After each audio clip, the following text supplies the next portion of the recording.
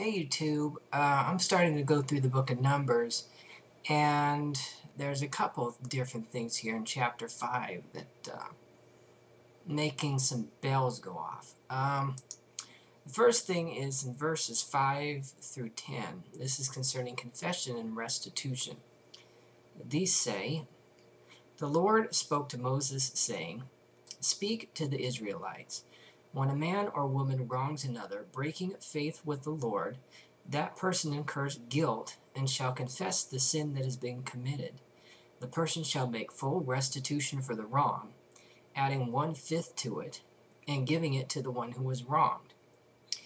If the injured party has no next of kin to whom restitution may be made for the wrong, the restitution for wrong shall go to the Lord for the priest, in addition to the ram of atonement with which atonement is made for the guilty party." Hey, we're not talking about murder here. If someone's been wronged, but they don't have any relatives, the restitution that would have gone to them is going to go to the priest instead. Well, this is what verses 9 through 10 say. "Among all the sacred donations of the Israelites, every gift that they bring to the priest shall be his. The sacred donations of all are their own. Whatever anyone gives to the priest shall be his." I see what you did there. Interesting. But the more egregious example in this chapter starts with verse 11, concerning an unfaithful wife. "The Lord spoke to Moses, saying, Speak to the Israelites and say to them, If any man's wife goes astray and is unfaithful to him, if a man has had intercourse with her, but it is hidden from her husband, so that she is undetected, though she has defiled herself, and there is no witness against her, since she was not caught in the act, if a spirit of jealousy comes on him, and he is jealous of his wife who has defiled herself, or if a spirit of jealousy comes on him, and he is jealous of his wife, though she has not defiled herself, then the man shall bring his wife to the priest, and he shall bring the offering required for her, 1/10 of an ephah of barley flour. He shall pour no oil on it, and put no frankincense on it, for it is a grain offering of jealousy, a grain offering of remembrance, bringing iniquity to remembrance." So if he has this spirit of jealousy, even if there's absolutely no evidence that his wife has done anything wrong, he has to give this offering to the priests. Okay, starting again at verse 16. "Then the priest shall bring her near and set her before the Lord. The priest shall take holy water in an earthen vessel, and take some of the dust that is on the floor of the tabernacle, and put it into the water. The priest shall set the woman before the Lord, dishevel the woman's hair, and place in her hands the grain offering of remembrance, which is the grain offering of jealousy. In his own hand the priest shall have the water of bitterness that brings the curse. Then the man shall make her take an oath, saying, If no man has lain with you, if you have not turned aside to uncleanness while under your husband's authority, be immune to this water of bitterness that brings the curse. But if you have gone astray while under your husband's authority, if you have defiled yourself and some man other than your husband has had intercourse with you, let the priest make the woman take the oath of the curse, and say to the woman, The Lord make you an execration and an oath among your people, when the Lord makes your uterus drop, your womb discharge.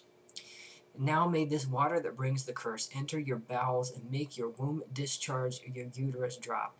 And the woman shall say, Amen, Amen."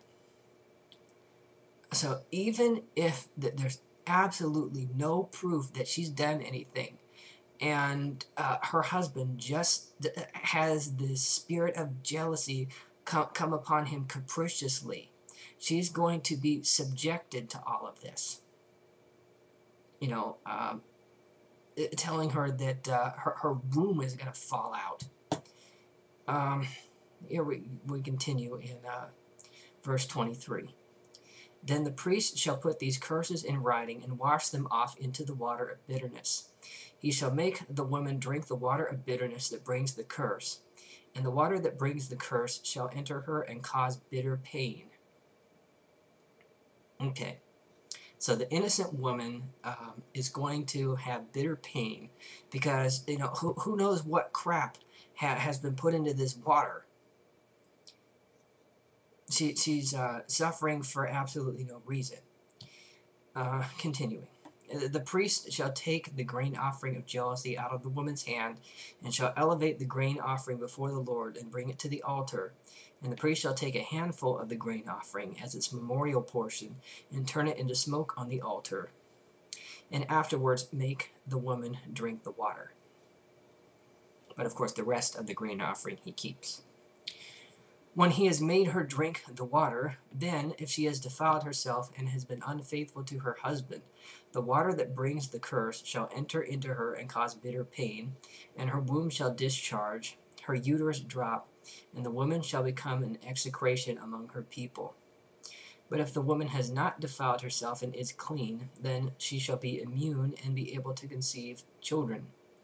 This is the law in cases of jealousy, when a wife, while under her husband's authority, goes astray and defiles herself, or when a spirit of jealousy comes on a man, and he is jealous of his wife. Then he shall set the woman before the Lord, and the priest shall apply this entire law to her. The man shall be free from iniquity, but the woman shall bear her iniquity. She'll bear her iniquity, even if there's absolutely nothing other than her husband's whim that says that she's committed anything. And notice that there's no such regulations given if the woman suspects that her husband is cheating.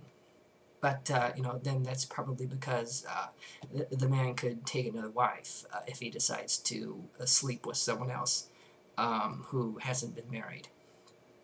Anyway, just a couple interesting things in the book of Numbers. That's about it.